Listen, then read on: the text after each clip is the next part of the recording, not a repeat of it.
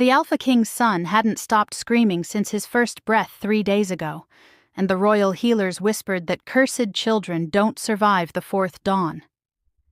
Darius Blackwood stood at the nursery window, his massive frame blocking the moonlight that tried to spill across the marble floor. Behind him, his son screamed. Not cried, screamed.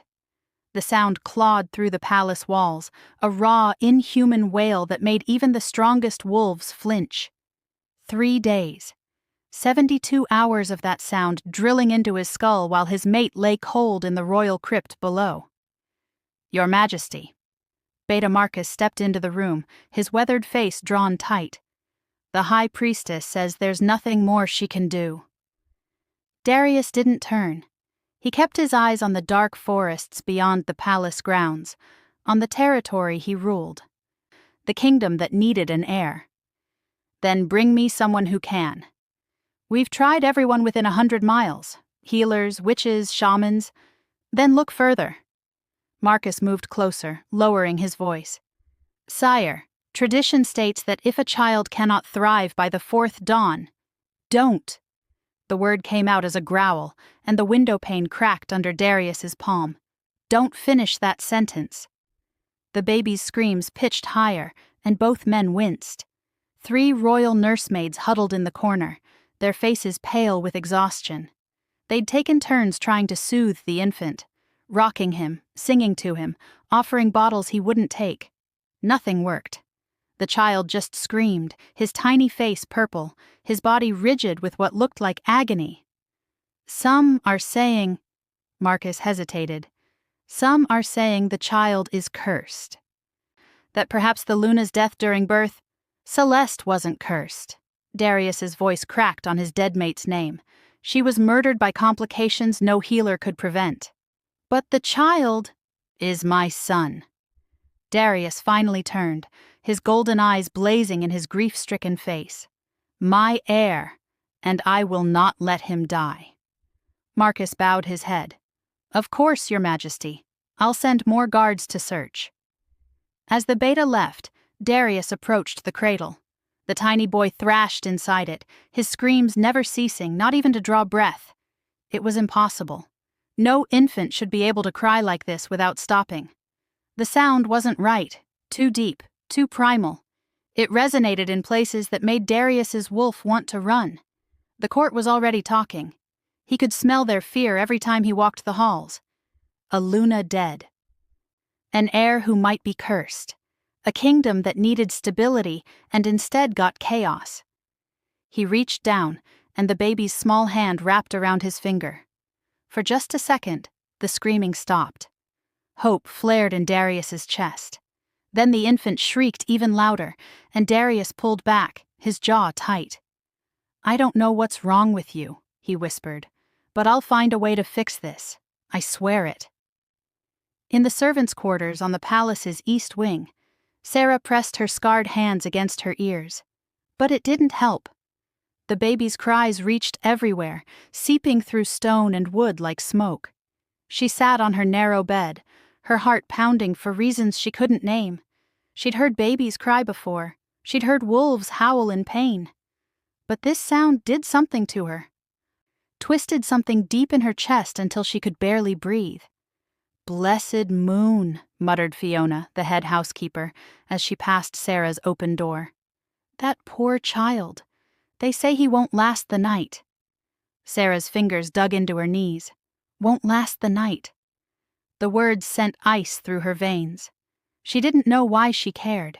She was an Omega, scarred and worthless, a servant who cleaned floors and emptied chamber pots.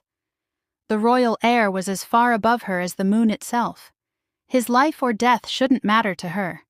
But her wolf was going crazy.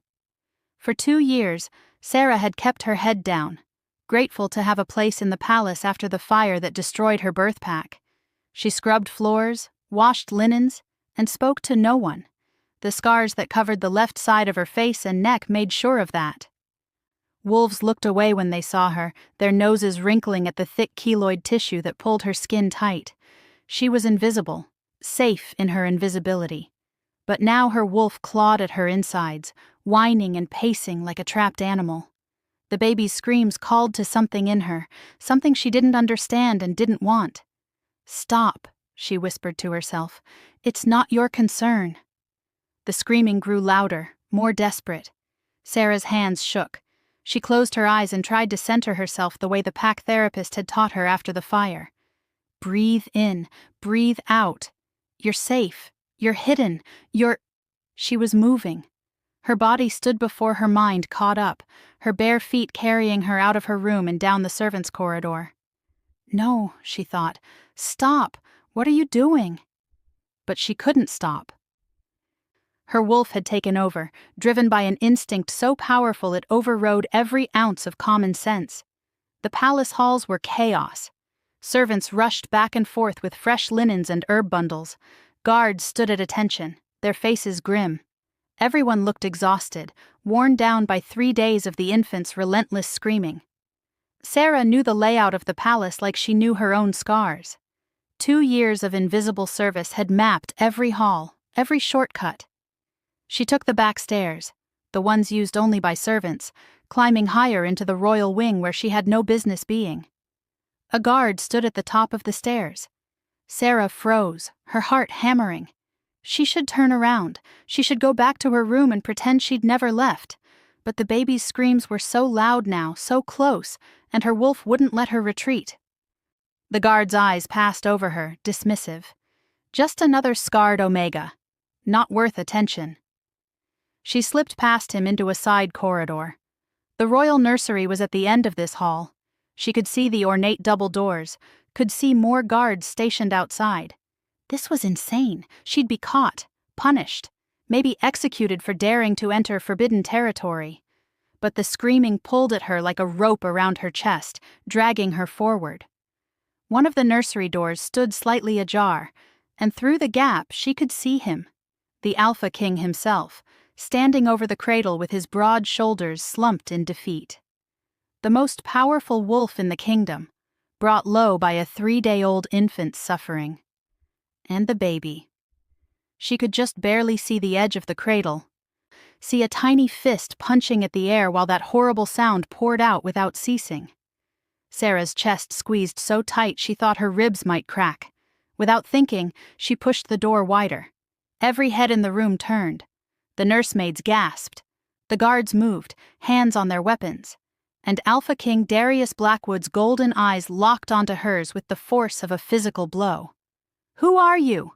His voice was granite and ice. "How did you get in here?" Sarah's voice died in her throat. She couldn't speak, couldn't explain, couldn't do anything but stand there with her scars on full display and her heart trying to beat out of her chest.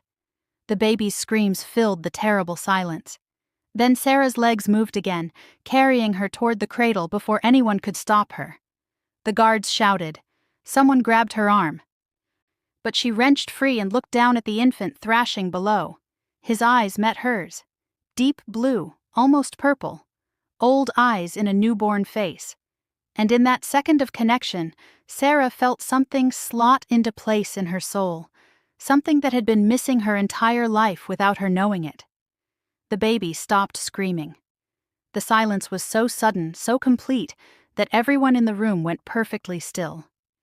Sarah stared down at the infant, and the infant stared back, his tiny chest heaving from his exertion, his face still purple but calming, going from crisis to pink to almost peaceful.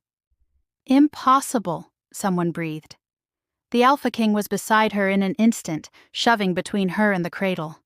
"What did you do? What magic?" "Nothing." Sarah's voice came out as a rasp. She stumbled backward, her hand going to her scarred throat. I just...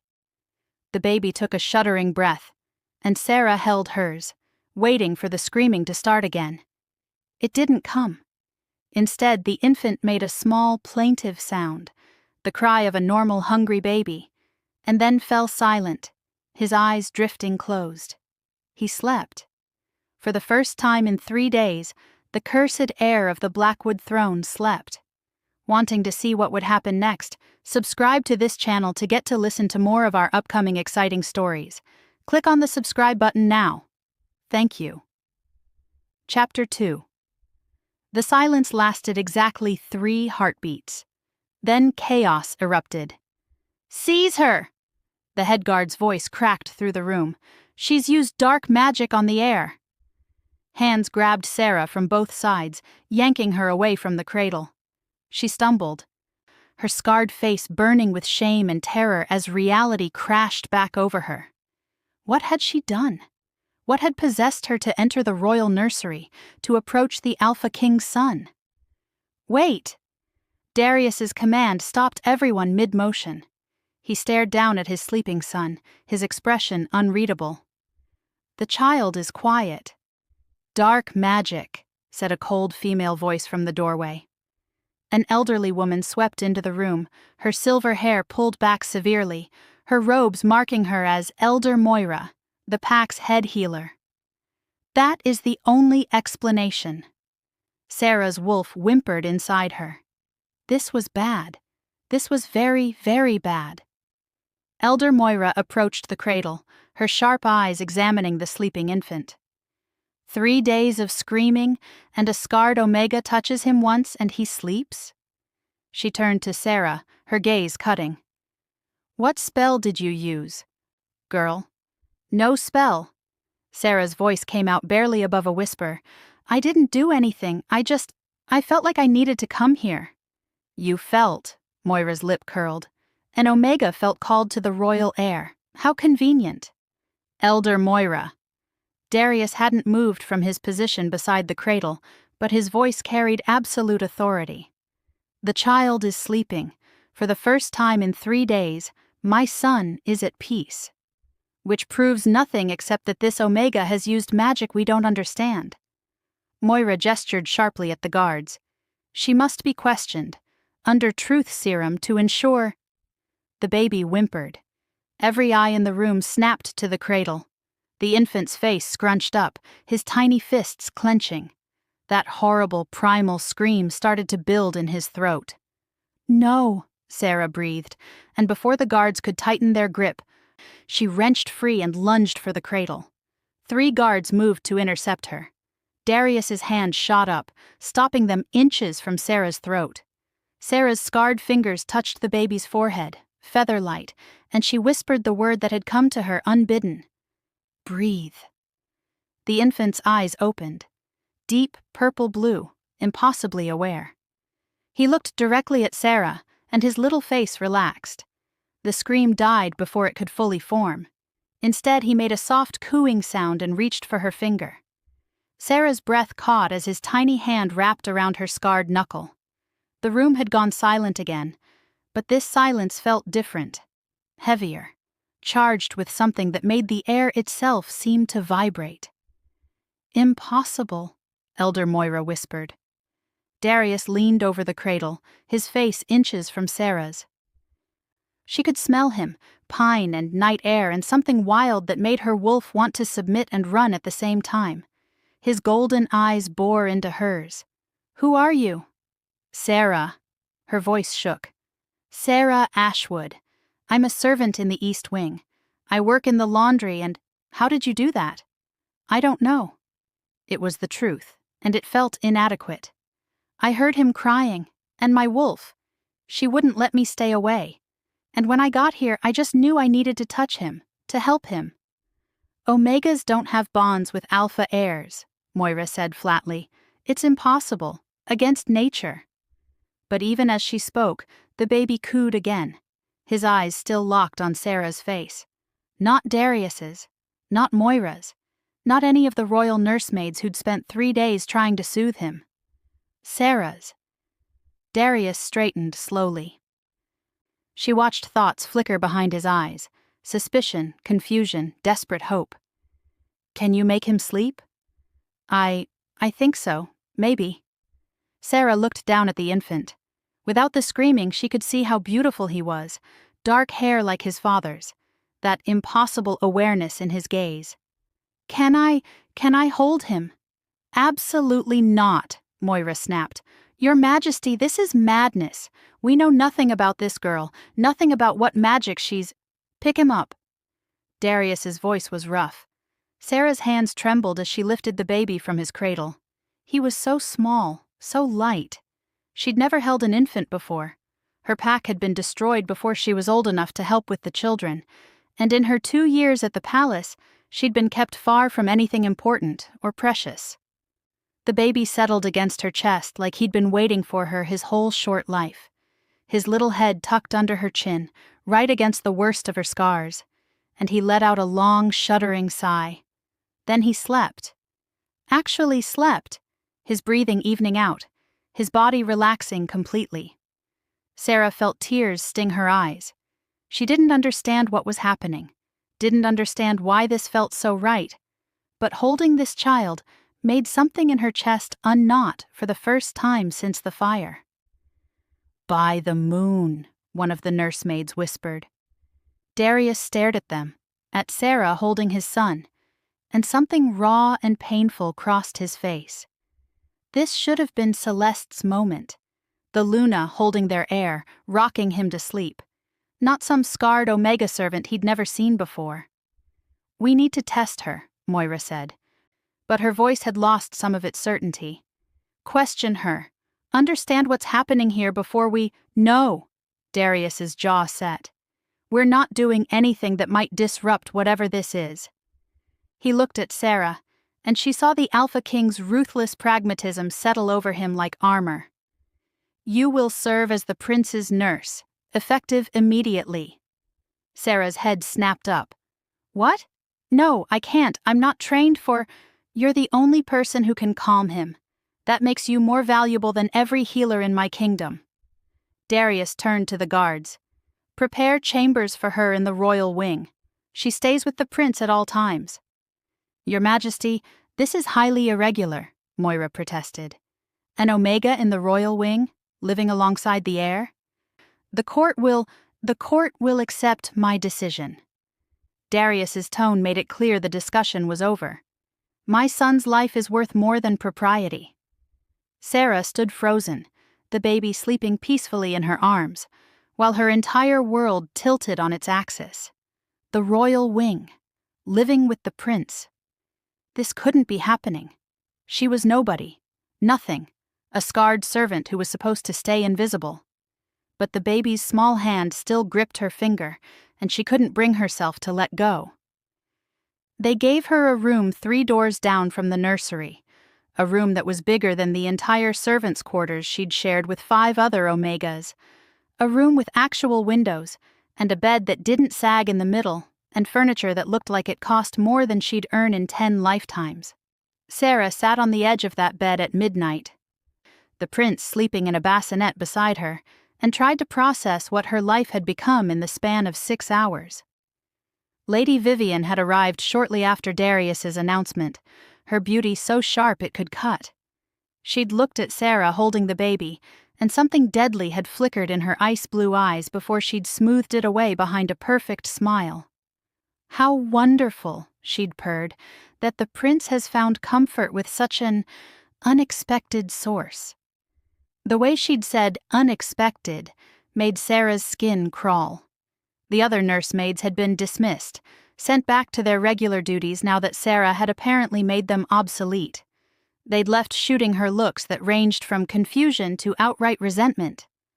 Elder Moira had insisted on examining both Sarah and the baby, running tests that involved herbs and moon water, and questions Sarah didn't know how to answer. In the end, Moira had found nothing. No trace of magic, no curse, no explanation for the bond between servant and heir. "This shouldn't exist," she'd said, her face troubled.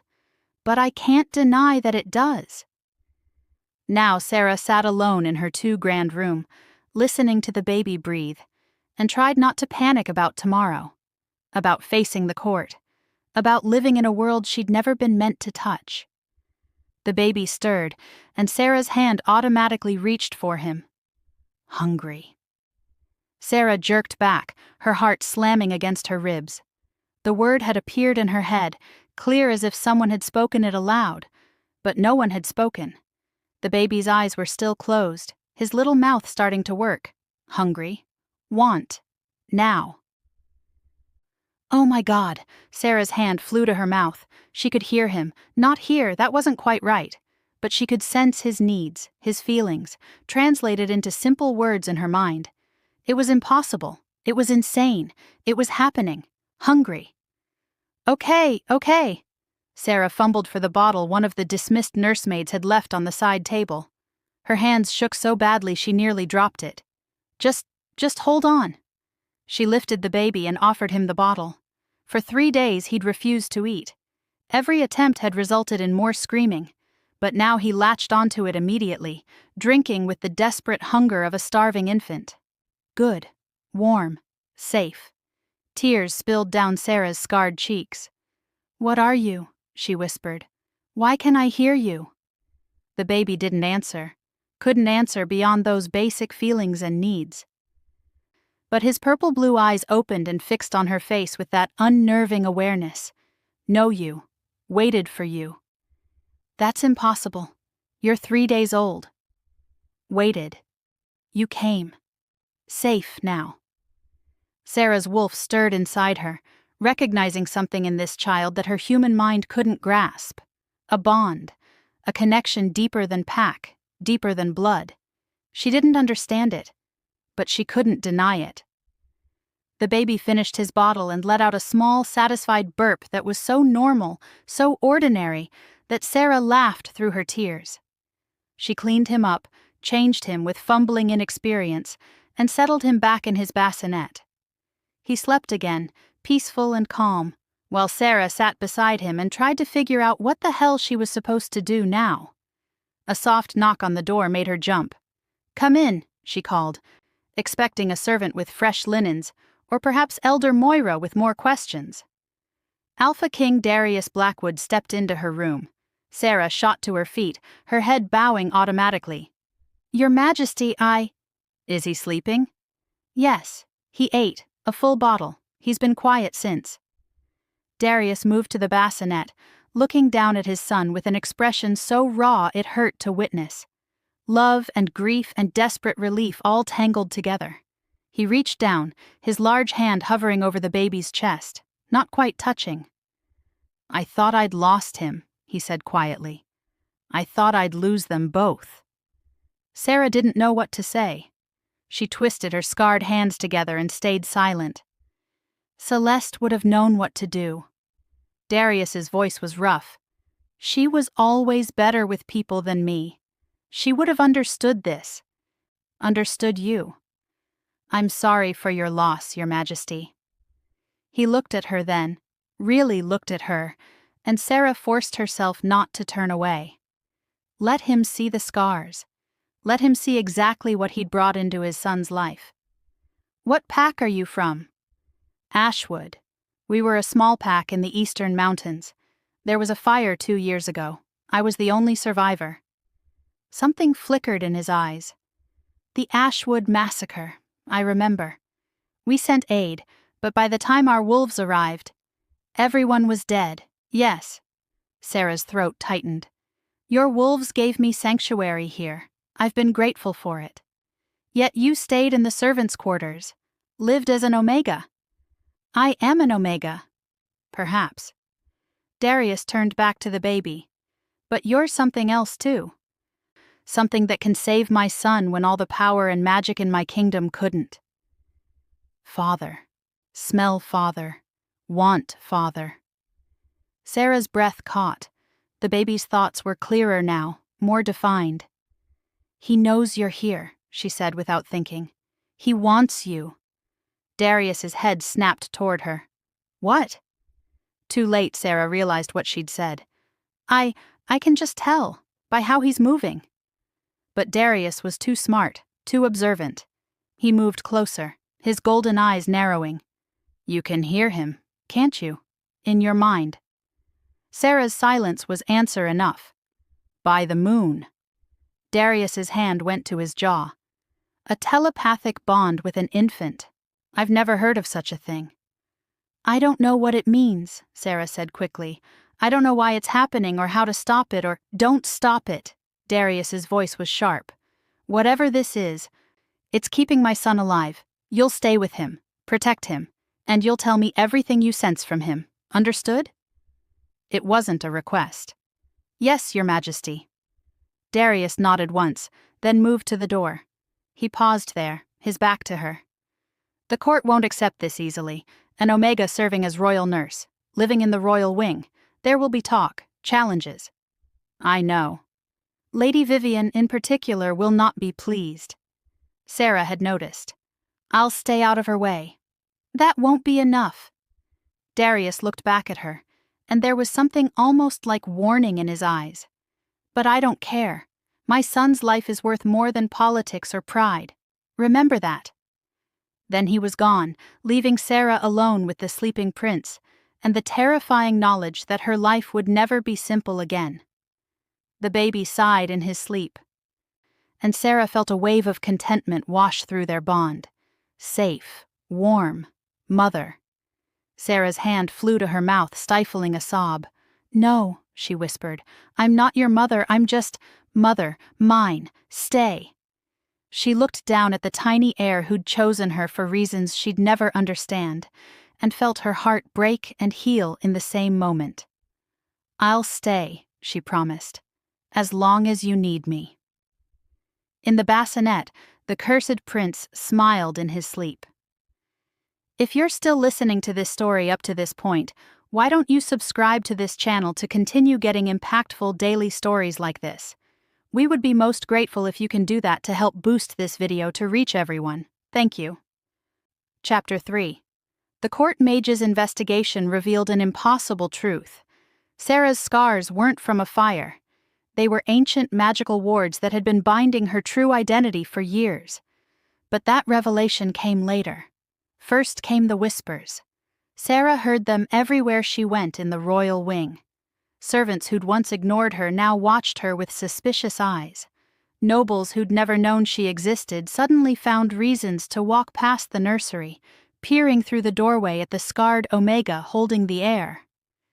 Unnatural, she heard Lady Vivian murmur to her companions during afternoon tea in the Solar.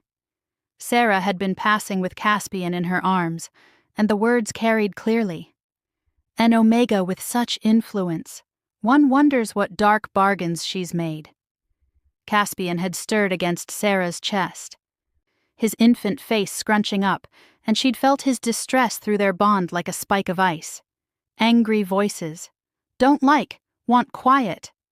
Shh, Sarah had whispered, hurrying past. It's all right, I've got you. But it wasn't all right. Nothing about this situation was all right. In the week since Sarah had taken up residence in the royal wing, Caspian had transformed. The screaming infant who'd terrified the palace had become a thriving baby who ate well, slept peacefully, and was developing faster than any newborn should.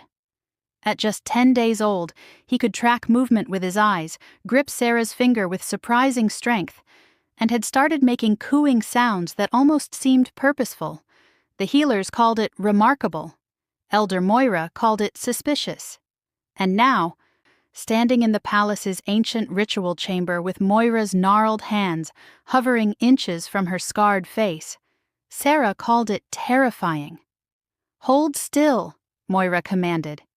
Silver light flickered between her fingers, magic that made Sarah's skin crawl. This won't hurt unless you're hiding something. I'm not hiding anything. Sarah's voice came out steadier than she felt. Caspian slept in a warded cradle 10 feet away, watched over by 2 guards and a junior healer. Being separated from him made Sarah's wolf pace anxiously, but Darius had insisted on this examination. The Alpha King stood against the far wall, his arms crossed, his face unreadable. He'd barely spoken to Sarah since that first night, though she felt his eyes on her constantly, watching, assessing, trying to figure out what threat or asset she represented. Moira's magic touched Sarah's scarred cheek, and pain exploded through her skull. Sarah gasped, stumbling backward, but Moira's other hand shot out and gripped her wrist with surprising strength. Don't move, I need to see. The scars on Sarah's face and neck suddenly blazed with silver light. Moira's eyes went wide. By the moon, these aren't... The light intensified, bright enough to make everyone in the room shield their eyes. Sarah felt something surge through her body, something that had been sleeping beneath her skin, and she screamed as power she didn't understand flooded her veins. Moira flew backward like she'd been struck by lightning. She hit the stone wall with a sickening crack and crumpled to the floor. "Elder Moira!" The junior healer rushed to her side.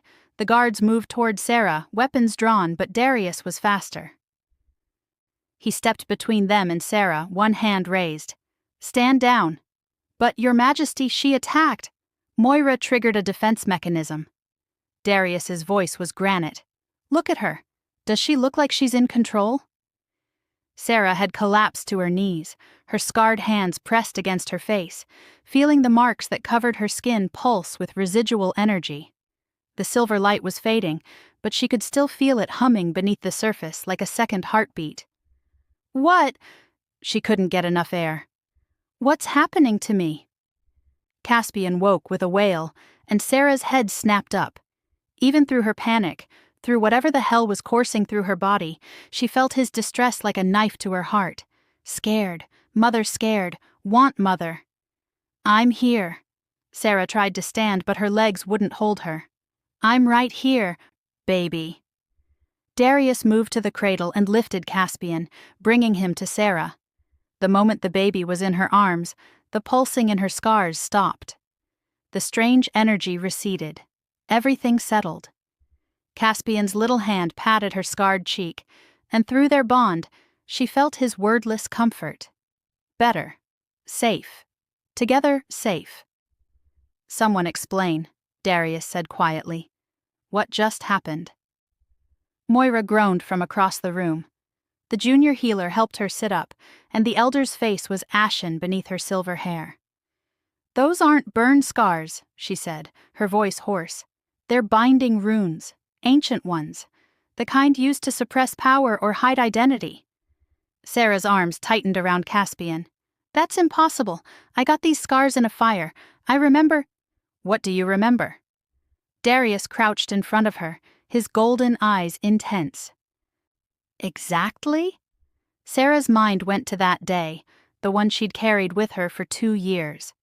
"I woke up in a human hospital. They said hikers found me in the mountains, barely alive. I had these scars, no identification, no memory of how I got there. I remembered the fire. I remembered my pack burning.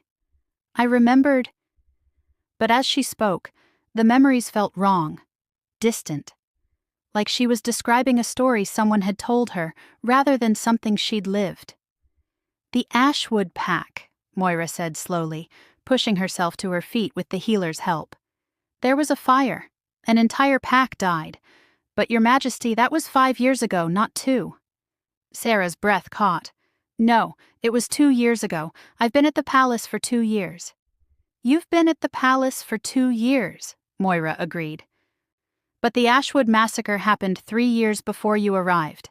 I remember because I went with the aid party. We found no survivors." The floor seemed to tilt beneath Sarah. That doesn't make sense. Where was I for that year? What? You don't remember because someone doesn't want you to remember." Moira limped toward them, eyeing Sarah warily now. "Those runes are designed to bind memory along with power. Whoever marked you wanted you hidden, suppressed, waiting." "Waiting for what?" Darius demanded. Moira's gaze fell on Caspian, and her expression turned grim. "Perhaps waiting for him." The room went silent except for Caspian's soft breathing against Sarah's chest. She looked down at the tiny prince, at his purple-blue eyes that watched her with that impossible awareness, and felt something cold settle in her stomach. "No," she whispered.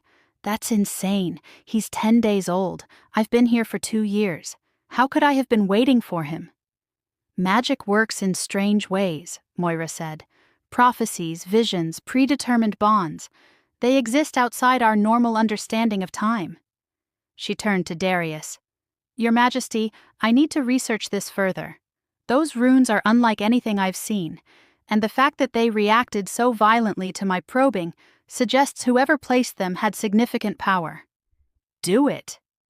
Darius stood, and Sarah felt the full weight of his authority settle over the room. "I want answers.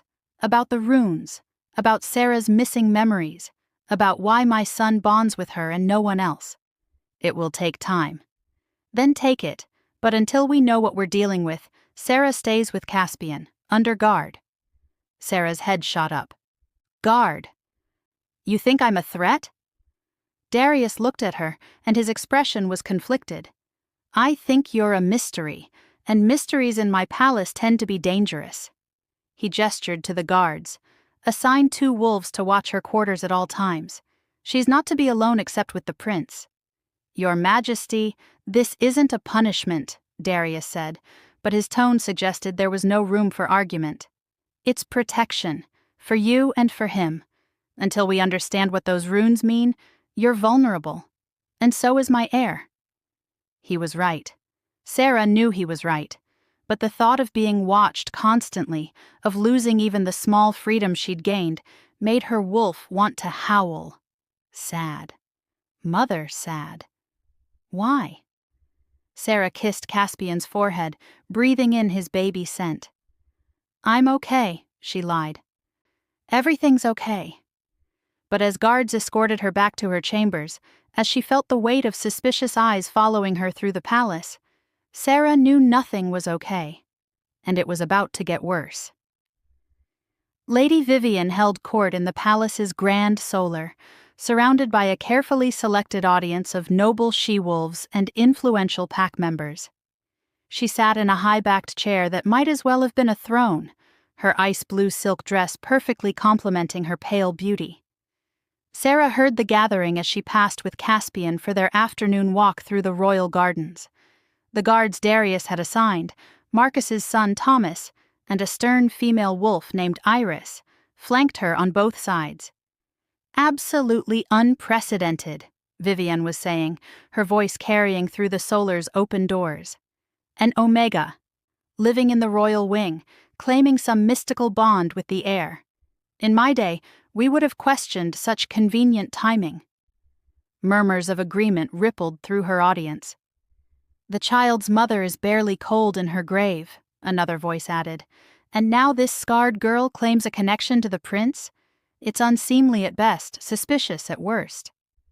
I heard she used dark magic, someone whispered, deliberately loud enough to be heard. That the binding runes Elder Moira found are proof of witchcraft. Sarah's steps faltered. Thomas put a hand on her elbow, steadying her. Keep walking, he murmured. Don't let them see it bothers you. But it did bother her. How could it not? These wolves were questioning her honor, her intentions, her very presence near Caspian. And the worst part was, she couldn't even defend herself. She didn't understand the bond any better than they did. Angry, smell angry, don't like. Caspian fussed in her arms, picking up on her distress, and Sarah forced herself to take a deep breath.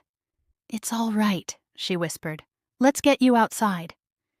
They'd almost made it past when Vivian's voice rang out, clear and deliberate. Sarah Ashwood, how convenient to see you. Sarah stopped. Every instinct told her to keep walking, but refusing to acknowledge a high-ranking she-wolf would only make things worse. She turned slowly, finding Vivian standing in the solar's doorway, backlit by afternoon sun. Lady Vivian. Sarah kept her voice neutral. Such a cozy arrangement you've secured. Vivian's smile was knife-sharp.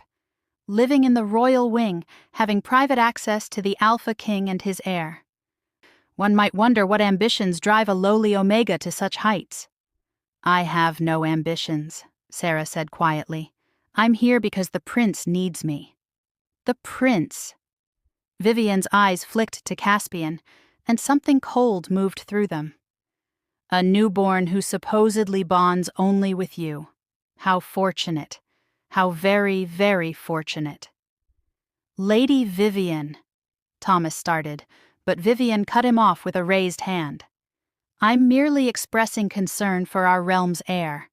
As someone who was very close to his late mother, I feel responsible for ensuring he's in proper hands. She took a step toward Sarah. Tell me, Sarah Ashwood of the destroyed Ashwood pack, how exactly did you survive that fire when all your packmates burned?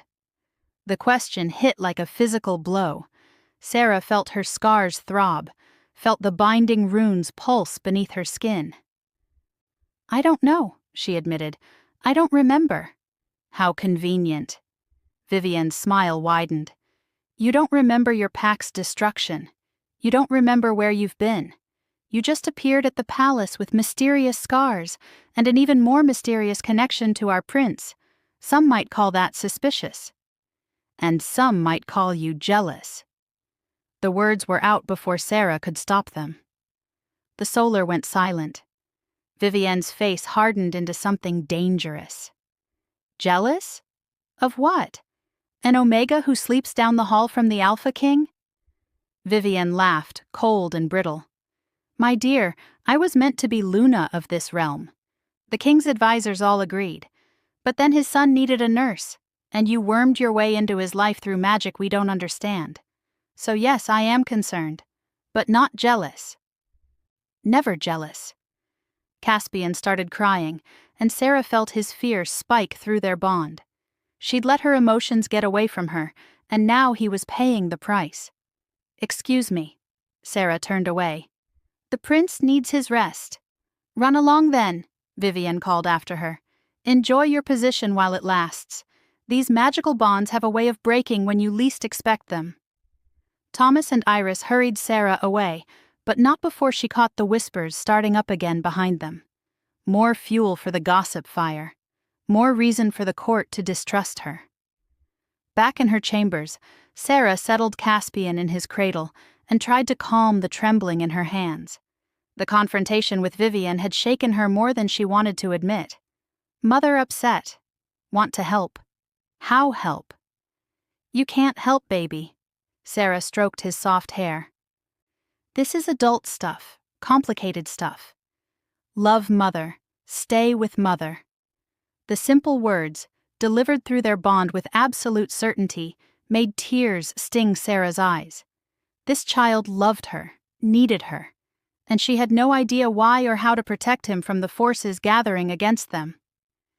She was settling into the rocking chair beside his cradle when it happened. Caspian reached up, his tiny fingers brushing against her scarred jaw, and Sarah's world exploded into white light. She was somewhere else, someone else, a child, maybe 5 years old, standing in a great stone hall lit by silver torches.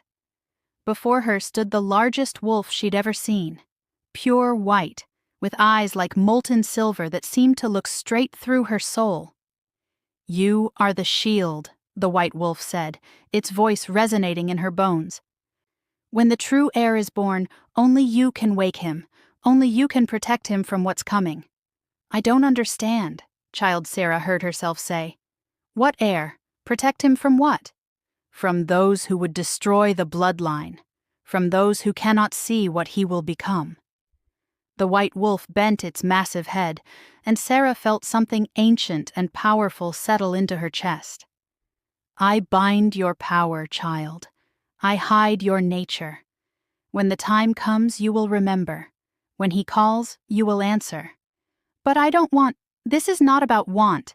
This is about survival, his survival, the realm's survival." Silver eyes blazed. "You are the shield, little one, and shields do not break." The vision shattered. Sarah gasped, her body jerking back into the present, into her chambers where Caspian cooed softly and the afternoon sun streamed through windows. But everything had changed, because now she remembered. Not everything, not her real name or her true pack or all the years that had been bound away from her. But she remembered enough. She'd been chosen. Years ago, before Caspian was even conceived, something or someone had selected her to be his protector. The binding runes weren't meant to hurt her. They were meant to hide her until the moment she was needed, until the screaming infant had called for her and she'd answered without knowing why. "Oh God," Sarah whispered, looking down at the tiny prince who'd somehow become the center of her existence. "What am I?" Caspian just smiled at her, his purple-blue eyes wise beyond his days. "You are mine, my shield, my mother, my safe." And in that moment, despite the fear and confusion and political machinations swirling around them, Sarah knew one thing with absolute certainty. She would die before she let anyone harm this child. The binding runes on her skin pulsed once, as if in agreement, and Sarah felt something unlock inside her. Not her full power, not yet, but enough to know that when the time came, when Caspian truly needed her, she would be ready. Because shields don't break. And she was the shield, whether she understood it or not. If you're still listening to this story up to this point, why don't you subscribe to this channel to continue getting impactful daily stories like this? We would be most grateful if you can do that to help boost this video to reach everyone. Thank you. Chapter 4. On the night of the blood moon, Caspian's screams returned. But this time they weren't cries of pain, but a summons that every wolf in the kingdom could feel in their bones. Sarah woke to the sound just after midnight, her heart already racing before her eyes opened. But this was different. The sound coming from Caspian's cradle wasn't the horrible, primal shrieking that had terrorized the palace 3 weeks ago. This was something else entirely. Harmonic, musical, wrong in a way that made her wolf whimper and bow. She stumbled out of bed, her scarred hands reaching for him automatically. The moment she lifted Caspian into her arms, she saw his eyes, no longer purple-blue but glowing pure gold, so bright they cast light across the darkened room. "Caspian?" Her voice shook. "Baby, what's happening?" He didn't cry. He opened his mouth and that sound came out again. Part infant wail, part something ancient that resonated in her chest, her bones, her soul. It wasn't loud, but it carried weight that made the air vibrate. Change. Moon calls. Must answer. Through their bond she felt his confusion and fear, but underneath it something older pulsed. Something that recognized what was happening even if the baby's conscious mind didn't. A knock thundered on her door. "Miss Ashwood!" Thomas's voice was strained. Can you hear that?"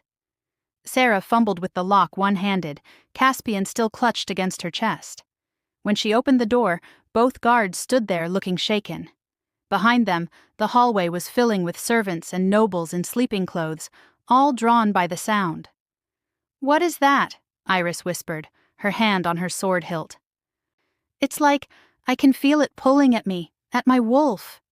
"The prince!" Sarah's throat felt tight. "Something's wrong with him. I need to get him to Elder Moira." But even as she said it, she knew Moira couldn't help. This was beyond healing magic or herbal remedies. This was something fundamental, something tied to the crimson moon hanging huge and heavy in the sky outside her window. The blood moon. She'd forgotten tonight was the blood moon. Darius appeared at the end of the hallway, moving through the gathered crowd like a force of nature. He was bare-chested, having clearly thrown on pants and nothing else when he'd heard the sound. His golden eyes were wild, his wolf too close to the surface. "Give him to me." His voice was rough, barely human. "Your Majesty, I don't think—" "Now, Sarah." She'd never heard him use her name before.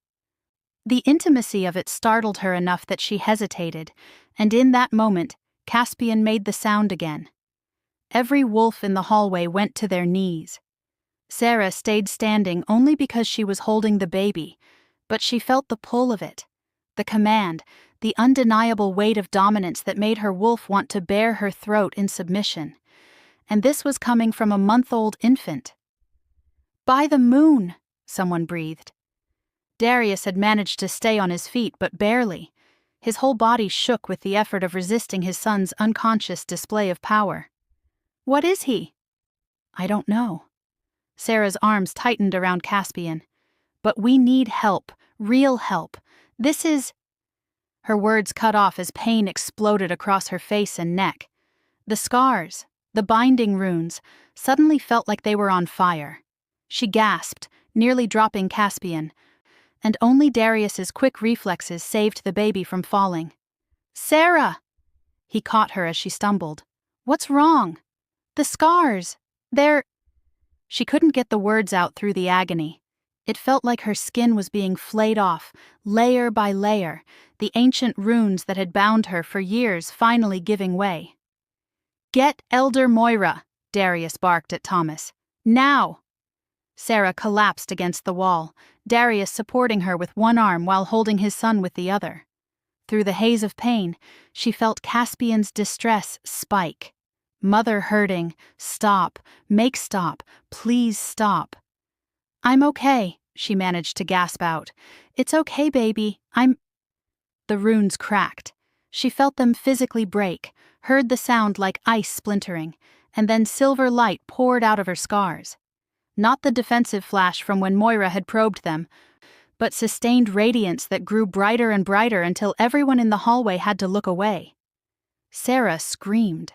The binding that had held for years, that had hidden her, suppressed her, kept her small and invisible, shattered all at once. Power flooded through her body, foreign and familiar at the same time, and with it came memories. Training in a silver grove under a full moon, an ancient she-wolf with white fur teaching her to read the threads of fate, the mark of the oracle burning into her skin at age 5. Her mother's voice, "You are special, little star. You will guide a true alpha someday. You must be ready." The fire that destroyed her pack hadn't been an accident. She remembered now, remembered the dark wolves who'd come in the night, who'd killed her family, who'd bound her powers and stolen her memories to keep her from fulfilling her destiny. "Someone didn't want me to find him," she gasped as the light finally faded. "They tried to make sure I'd never—" She looked down at her hands, and the scars were gone. In their place, intricate silver markings covered her skin, delicate lines and symbols that glowed faintly in the darkness, running from her fingertips up her arms, across her neck and face. Sacred marks, oracle marks. The hallway had gone silent. Every wolf stared at her with expressions ranging from awe to terror. "Lunar oracle," Elder Moira breathed, appearing through the crowd with her apprentice. The elderly healer's face had gone white. "Blessed moon, you're a lunar oracle." "That's impossible," someone said. "The oracle bloodline died out 200 years ago." "Apparently not." Moira moved closer, her eyes tracing the silver marks. Though someone clearly wanted us to believe it had. Darius looked between Sarah and his son, and she watched understanding dawn in his eyes. Caspian was calling for her. That night he screamed. He was calling for his oracle. "True alphas are always born with their destined oracles," Moira said quietly. "The moon goddess binds them together before birth. But there hasn't been a true alpha in 300 years. Darius's voice was flat.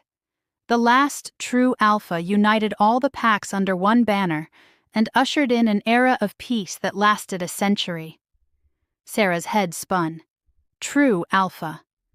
The words resonated through her newly unbound power, confirming what she'd started to suspect. Caspian wasn't just an heir. He was something far more dangerous, far more important, and she was bound to him, not just through their telepathic connection, but through fate itself. Yes, mine, knew you, waited for you, together now, safe together. "Someone bound my powers," Sarah said, her voice stronger now despite the lingering pain. "When I was a child, they killed my pack, erased my memories and hid me away, to keep me from finding him. To prevent a true alpha from rising," Moira finished grimly. "With no oracle to anchor his power, Caspian would have either died as an infant or grown up unable to control his abilities. Either way, the prophecy would fail." Darius's jaw clenched. "Someone doesn't want my son to fulfill his destiny." Caspian made that harmonic sound again, softer now, and this time Sarah understood it. He was singing, calling to his pack, to his wolves, letting them know their true alpha lived. And across the kingdom, wolves answered. Reports came flooding in over the next hour. Every pack within 100 miles reported feeling the call, feeling pulled toward Silverpine Palace. Some said their alphas had shifted involuntarily, responding to the summons. Others spoke of visions, a golden-eyed child who would unite them all. Darius paced his study like a caged animal while Sarah sat in a chair by the fire, Caspian finally sleeping in her arms. The silver marks on her skin had dimmed but not disappeared, and she found herself tracing them absently, trying to reconcile this new truth with the person she'd thought she was. "My uncle." Darius's voice was tight with barely controlled rage. "Lord Theron of the Silver Fang Pack. He's been pushing for the throne since before Celeste died. He argued I was too young, too unstable, that the kingdom needed experienced leadership." "You think he's behind this?" Elder Moira asked. She'd stayed to help Sarah through the transformation, monitoring her vital signs and ensuring the unbinding hadn't damaged her. "I think someone very powerful orchestrated this. Someone with resources to bind an oracle child, destroy an entire pack, and curse my son." Darius slammed his fist against the desk. "And Theron has always dabbled in dark magic, despite the laws against it." A commotion in the hallway made them all tense. Thomas burst through the door, his sword drawn, his face grim. "Your Majesty, we have a situation. The Blood Moon Watchers spotted movement in the East Gardens." "Someone's breached the palace grounds." Darius's eyes flashed gold. "How many?" "At least 3 that we've identified. But, Your Majesty, they're moving toward the royal wing." "Toward Caspian." Sarah stood, her body moving on instinct. The oracle marks on her skin began to glow brighter, and she felt power surge through her. Power she didn't know how to use, but that responded to her will regardless. "Give me a weapon." "You're not a fighter," Darius said. "No, I'm his shield." The words came from somewhere deep, from the part of her that had been bound and hidden but never truly lost. "It's what I was born for, to protect him." Darius studied her for a long moment, then nodded sharply. "Iris, give her your dagger. Moira, seal the study. Nobody gets in or out except—" Glass shattered. A figure in black crashed through the window, moving with supernatural speed. Sarah barely had time to register the silver blade arcing toward Caspian before her body reacted. She dove sideways, rolling to protect the baby, and felt fire slice across her back.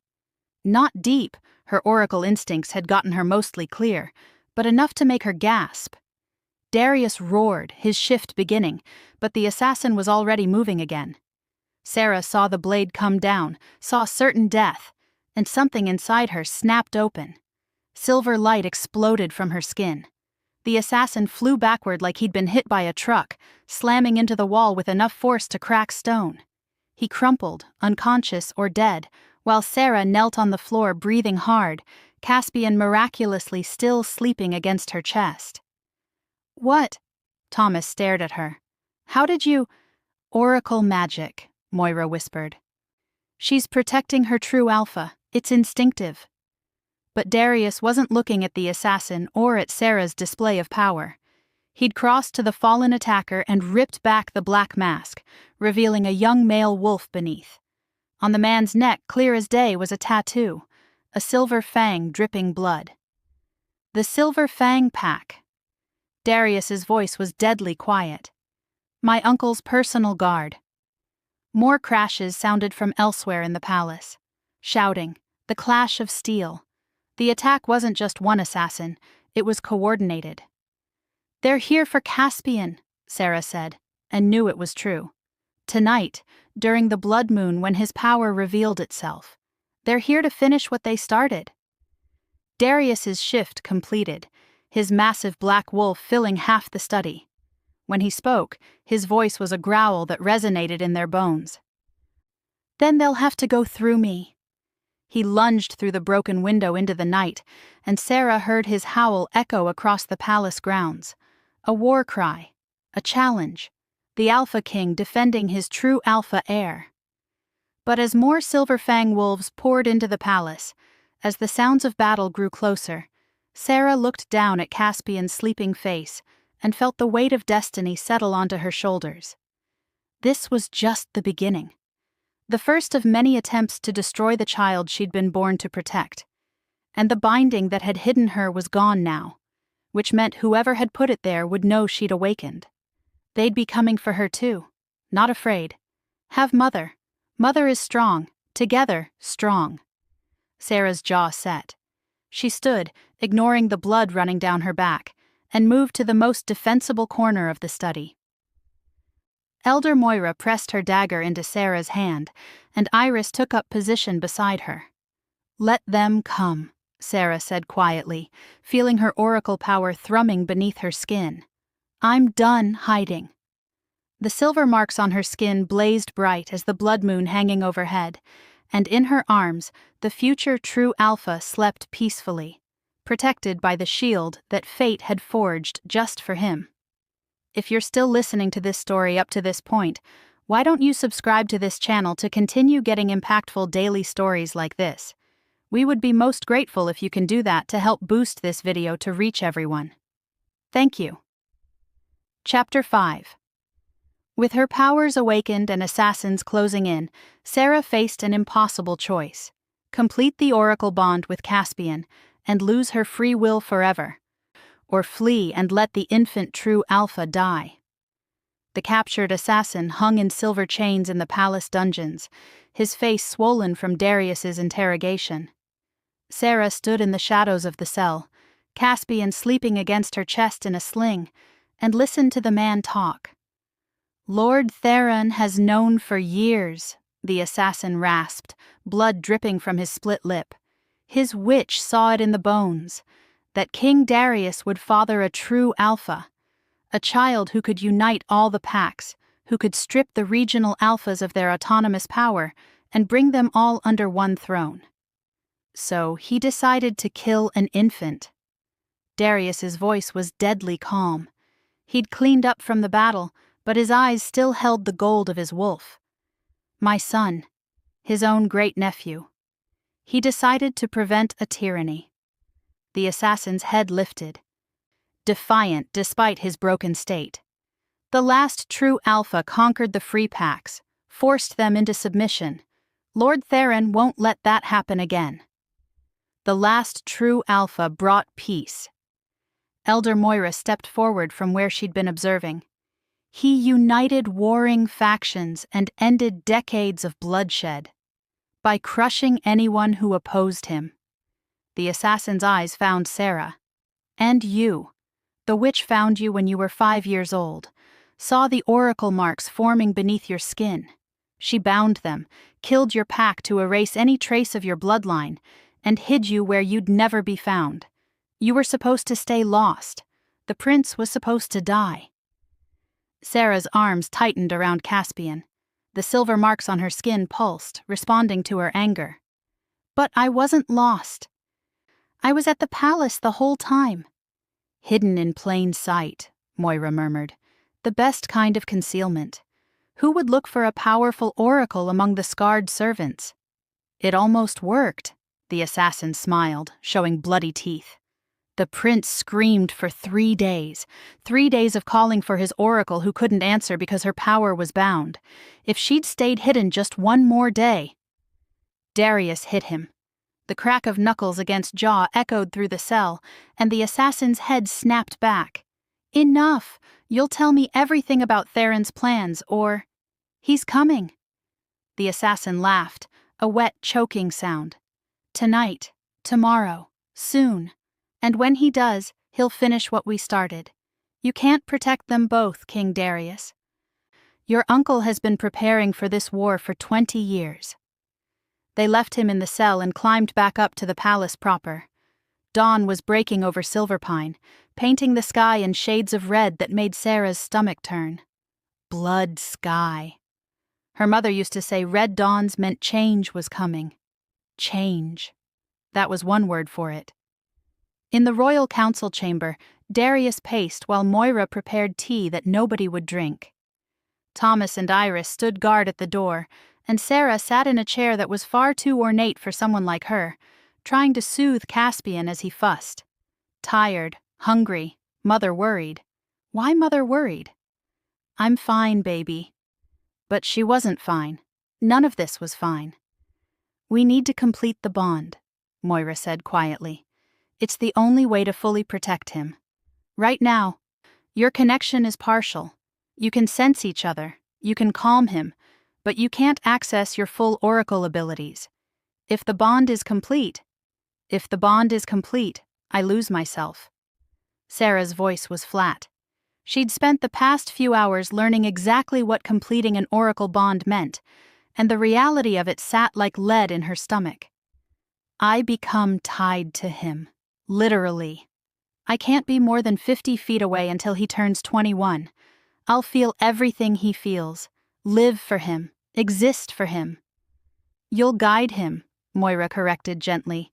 You'll be his anchor, his advisor, his protector. It's a sacred duty. It's a prison.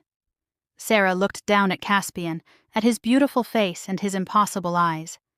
21 years of having no life of my own, no freedom, no choice in anything except how best to serve him.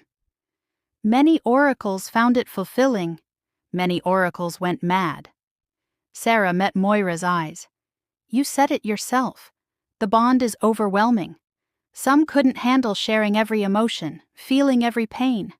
They lost themselves in their true alphas and forgot who they'd been before. Darius stopped pacing. Then don't complete it. Everyone turned to stare at him. Your Majesty, Moira started, but Darius held up a hand.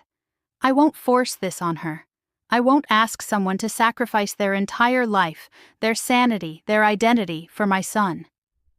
He looked at Sarah, and something complicated moved through his expression.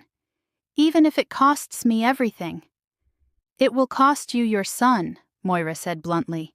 Without a complete bond, Caspian's power will eventually consume him. True alphas need their oracles to survive. It's not optional, it's biological necessity. How long?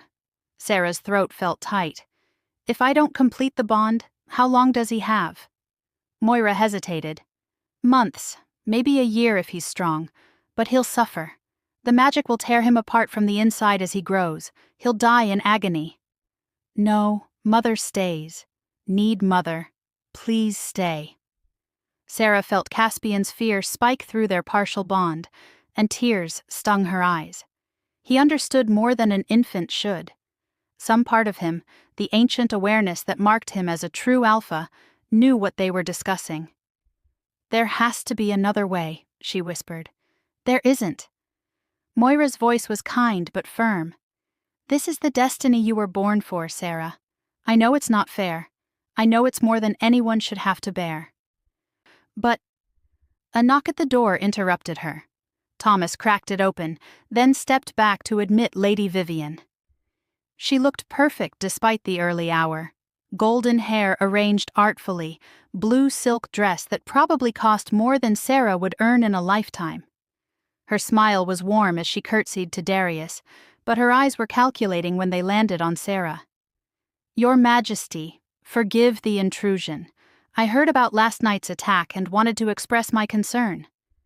Vivian's gaze flicked to Caspian. How terrifying for the prince. Thank the moon goddess he has such a devoted protector.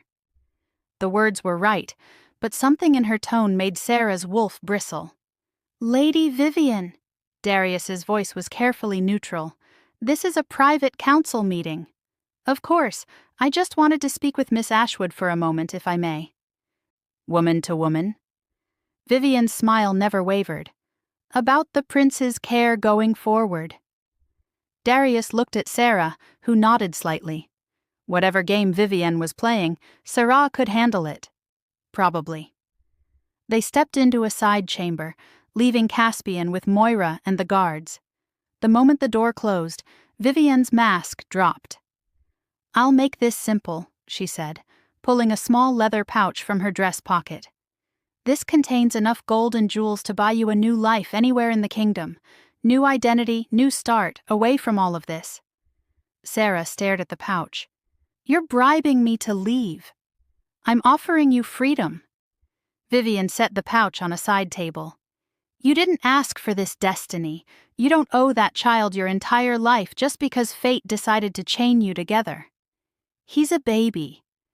He needs a mother, A real mother, not a servant bound by magical obligation. Vivian stepped closer, her voice dropping. I loved Celeste like a sister. I mourned her. And I've spent the last month watching Darius spiral into desperation over a son who should have died. You know what I think? I think that child is cursed. I think completing this bond will destroy you. And I think Darius needs to move on. Take a new Luna, have new children who aren't marked by prophecy and danger. You want to be that Luna? I was meant to be. Vivian's eyes flashed. Before Celeste, Darius and I were promised to each other. Our families had an arrangement. Then he met her at some gathering and threw everything away for love. She said the word like it was poisonous. Look where that got him. A dead mate and a cursed heir. Caspian isn't cursed. He's a true alpha. Same thing. Vivian gestured to the pouch. Take the gold, Sarah. Walk away. Let the child go to the moon goddess, and let Darius have a chance at a real life. You'll be saving him, saving yourself. For a moment, just a moment, Sarah was tempted. She imagined a life where she wasn't bound to an infant king, where she could go anywhere, be anyone, make her own choices. No assassins, no prophecies, no weight of destiny crushing her into something she'd never asked to become. Then she thought of Caspian dying in agony over months as his unanchored power destroyed him from within. No. The word came out steady. I'm not leaving him. Vivian's face hardened. You're a fool. Maybe, but I'm his fool. Sarah moved toward the door. And you need to leave. Now. This isn't over, Vivian said quietly. When you're drowning in that bond, when you've lost every piece of yourself to that child's needs, remember that I offered you a way out. Sarah left without answering, but Vivian's words followed her like ghosts. That night, Theron's forces came. Not a handful of assassins this time, a full assault. 50 silver fang wolves, battle-trained and ruthless, hitting the palace from 3 sides simultaneously. Alarms screamed through the halls, guards mobilized, and in the royal wing, Sarah clutched Caspian and felt true terror for the first time since her powers awakened. The safe room, Darius barked, already shifting. Now. It won't be safe enough. Moira's face was grim as she helped Sarah stand. Not against this many. They'll break through eventually. Darius's wolf was magnificent, massive and black with those blazing gold eyes. When he spoke, his voice was a growl that rumbled through the floor. Then we make our stand here. Scared. Wolves coming. Bad wolves. Hurt mother? No, baby. Sarah kissed Caspian's forehead, feeling the silver marks on her skin begin to glow. Nobody's going to hurt us. But she didn't know if that was true. The first wave hit the royal wing's outer doors with a crash that shook the walls. Sarah heard fighting, guards engaging the invaders, buying time. Thomas and Iris took positions at the inner door, weapons drawn. And Moira turned to Sarah with ancient, knowing eyes. You have to choose now, the elder said quietly. Complete the bond, or run. There's no more time. Sarah looked at Caspian, really looked at him. At the tiny prince who'd called for her through binding magic and impossible odds, who trusted her absolutely, who needed her in ways that went beyond simple care. Love mother. Choose mother. Stay? Through their partial bond, she felt not just his fear but something deeper. Recognition. As if some part of her soul had been waiting her entire life for this moment, for this child, for this impossible destiny that would define everything she became. 21 years, her freedom, her identity, her life, for his. Tell me what to do, Sarah said. Moira's expression softened with something like pride. Hold him. Open yourself to the bond. Let it complete. Another crash. Closer now. The outer doors had fallen. Sarah sat on the floor, crossed her legs, and pulled Caspian into her lap. The silver marks on her skin blazed brighter, responding to her decision. She closed her eyes and felt for the thread that connected them, the partial bond that let them communicate, that let her calm him. She grabbed it with everything she had. The bond exploded open. Power slammed through Sarah like lightning. Caspian's power, vast and ancient and terrifying, seeking its anchor. She felt his soul crash into hers, felt their life forces begin to twine together, and the pain was indescribable. She was dying. She was being reborn. She was losing herself. She was finding her true purpose. Mother, my mother, mine, forever mine, together forever. Together, Sarah gasped, and felt the bond lock into place. Silver light erupted from both of them, so bright the guards had to shield their eyes, so powerful it shook the palace foundations. Sarah felt the magic pour through her, awakening abilities she'd never known existed. She could see threads now, gossamer strands of fate connecting every living thing. Some threads glowed bright, those were destinies on the right path. Others frayed and darkened, those were futures going wrong. And Caspian's thread blazed like the sun, extending forward through decades, through wars and peace and moments of terrible importance. He would unite the packs. He would face a darkness that would threaten them all. He would become the greatest alpha their kind had ever known, but only if she anchored him, only if she stayed. The silver light pulsed outward in a wave that hit the attacking wolves like a physical force. Sarah heard them cry out, heard them fall back, and through her new oracle sight she saw their threads twist and redirect, driving them away from the palace in instinctive terror. True alpha magic, oracle magic, combined and undeniable. When the light finally faded, the palace was silent. The attack was over. And Sarah knelt on the floor, Caspian sleeping peacefully in her arms, feeling the weight of the complete bond settle into her bones. She felt everything, his contentment, his trust, his love, and underneath it, his vast sleeping power, now safely anchored to her soul. Together, safe, forever together. Forever, Sarah whispered, and felt tears slip down her marked cheeks. Darius shifted back to human form, staring at her with something like awe. Slowly, deliberately, the Alpha King knelt. Sarah Ashwood, Lunar Oracle of Silver Pine. His voice was formal, reverent. I recognize your bond with my son. Your authority is second only to the throne.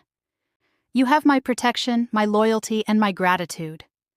Moira knelt beside him. Then Thomas and Iris. Every wolf in the room bowing to her, to the oracle who'd chosen duty over freedom, who'd bound herself to their future king. But even as Sarah accepted their deference, her new oracle sight showed her something that made her blood run cold. A dark thread winding through the tapestry of fate, connected to her, connected to Caspian. And at its source, a figure she couldn't quite see. Someone from her bound past who knew exactly how to destroy a lunar oracle. They're still out there, she said quietly. Whoever bound me, whoever killed my pack, they know I've awakened now. Then they'll come for you, Darius said. Yes. Sarah looked down at Caspian, feeling their bond hum between them. But they'll have to go through him first. And me. And I'm done being a victim. The silver marks on her skin flared once more, and in that moment, Sarah saw a flash of the future. Caspian grown, 21 years old, golden eyes blazing with power. Standing beside him, a woman with silver marks and an expression of fierce devotion. Her, older but still bound, still his oracle, still his... The vision shifted, and she felt something that made her breath catch. Not duty, not obligation. Something warmer, something that terrified her more than any assassin. What did you see? Moira asked, catching Sarah's expression. Nothing, Sarah lied, pushing the vision away. Just the threads, just the future. But late that night, alone in her chambers with Caspian sleeping nearby, Sarah touched her marked skin and wondered what kind of future awaited an oracle who'd bound herself to a child who would someday become a man she was destined to serve, to guide, To protect. To what? Love? No. She pushed the thought away. That was impossible. Wrong. He was an infant. She was his oracle, nothing more. Dream of mother. Mother stays. Always stays. Always, Sarah promised the sleeping prince, and tried not to think about what always might mean when he was no longer a child in need of protection, but a king in need of an equal. Outside, the blood moon finally set, and in the darkness, enemies gathered and planned. The battle for Caspian's destiny had only just begun. Thank you for watching this video. Subscribe, like, and share this video to continue listening to this type of story daily, and also to appreciate this community too. I would like to hear your wonderful opinion about this story. Please comment below.